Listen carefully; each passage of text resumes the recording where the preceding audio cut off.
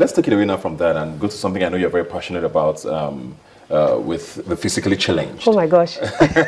Yes. I didn't see this coming. And I wanted to touch on that because I did tweet once, a new pedestrian bridge was built. I think it was on Apapa Oshodi Express. I can't remember. Recently, I think last year, it was unveiled last year. And it didn't have a disabled ramp, same old staircase, you climb up and come down, And I'm like, this is 2014. I mean, this is 2015 now, but I was sitting at the time in 2014. Why are we not doing these things right now, It's almost you don't even have that discussion in Nigeria, to think about physically challenged people. And you're very passionate about it. It looks like you're fighting a losing battle, isn't it? I don't want to think that I'm fighting a losing battle, because the truth is, I'm just me and some other few persons, like Membe, who was in the United Nations building. Okay, I met her recently. The bombing. Yes. We're just one of the many persons with physical disability that are just trying to throw out the word. That's just a pedestrian bridge. Imagine that I had to go into a banking hall and I couldn't go in because there was no one to manually open the doors for me. That day, I cried. And I think that was a turning point in my life, because I knew that I was fighting a system that did not recognize people with disability. Now, another part of my fight is the fact that when you hear disability, it's not just physical disability. Yes. I have a 2-year-old blind friend. I have a 1-year-old amputee. There's a mental disability. And I'm thinking to myself, if the government and institutions don't put structures in place for people they can see, let alone people that are physically impaired, so what do we do to them? I know Lagos State government has a law that should take effect in 2016. I'm anxiously waiting and anticipating to see the enforcement of these laws. But architects, building makers, it's just appalling. Not everyone wants to use the escalator. Even before I lost my natural limb, I never used to be an escalator lover. So you go to buildings, it's not there. Parking lot. Imagine going to the mall and I have to park miles away. Why? Because I don't have a disabled. There's no space. There's no space for me. For you. And because I don't drive a 2015 model, it's not a can't park here, man. Exactly.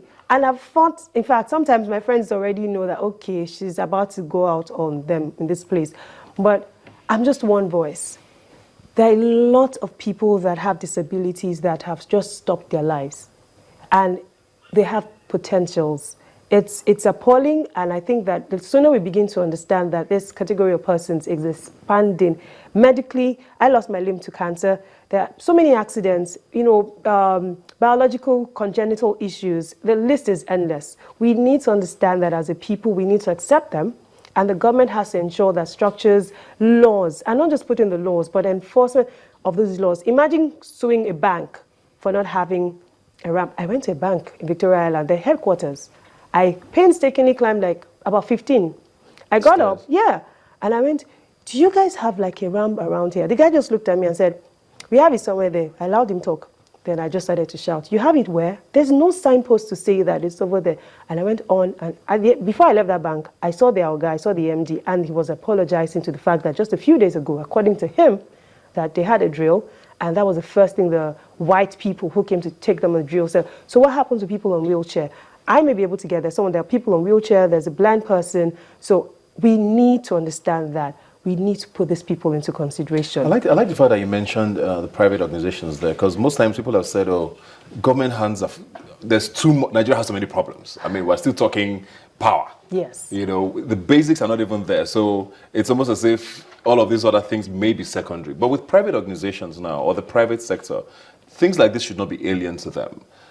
Are there ways of reaching out to them? I don't know. Is it possible? The only ways we can reach out to them is to continue to talk and try to reach out to them through CSR.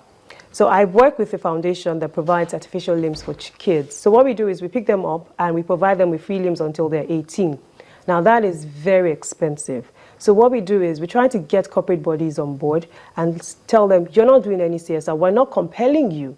But if you want to, you can also look at us and come on board and have you do these things. And we don't just want you to come on board. We want you to be an example to other private organizations through your structures, your building structures, employment opportunities and all that, because the truth is you hear disability and nobody wants to employ. They just think it's burdensome. I do my job. I could, except on days where I'm really tired, I just say, okay, you know what, I can't move. So, but most of the time I do my job, and I can say that I give about 95% of everything that it is that I have in ensuring that I carry out my job. So the physically challenged and the private organizations need to understand that most of these people that you see begging on the streets, more than half of them want to go to school, more than half of them want to get employed. But because of the fear and the stigma that the society has just sidelined them, a lot of them just stay back there. So private organizations, we need to clamp down on them, as many as we can. Once you start to take them to court, you realize that everything changes. Are there enough pressure groups to do this, though? Nah.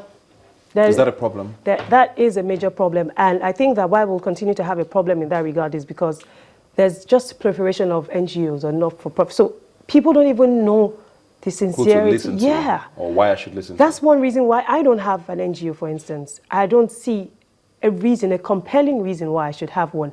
I saw the Radio Foundation and I thought, beautiful, this is an ingenious idea, working with kids. And that experience has changed my life forever. Imagine I'm waking up, I'm almost maybe my 30s, and I'm just down and out. Oh, I lost my limb, I'm amputated. And someone calls me up to say, oh, I want you to meet this 3-year-old who just lost a limb. For goodness sakes, I need to be happy and excited. So we need to have more people on board. If you're a caregiver, that's one other area people don't talk about. You just talk about me, the amputee. Nobody talks about my family. Nobody talks about my colleagues. Caregivers, another category of persons that are not catered for. So we need to ensure that caregivers, amputees, physically challenged people, disability of any sort, everybody, we need to all come out. I'm living my life, I'm enjoying myself, so life can just move on and everything will be fine. You can tell that she's very passionate about this. I like how you're tying it there. But let's end on a personal note now before we go. No, just nothing. Don't be scared, nothing. It's just to know what's in store for you going forward. Don't worry, I'm not asking you any boyfriend questions. No, please. Unless you want to know. No. Is there No, don't worry. Just go ahead. So what's in store for you going forward? I mean, the next year, is there an acting side? Is there a music side? Or is radio, TV? What's happening? For now, it's radio, TV. I've been trying to pen down my thoughts. I'm hoping that I do that because it's be 10 years I lost my limb sometime next year. So I'm hoping that my journey and my experience, I'll be able to put down in writing and then encourage some other person. So basically right now it's television and radio for me, no acting. Maybe a few roles, maybe Flala wants to put me somewhere. Acting. I like how you're being specific, Flala. Acting. But aside from that, I don't want to do too many things and do nothing. Why don't you talk about the boyfriend though? Ebuka. Is there someone? On national television? Is there?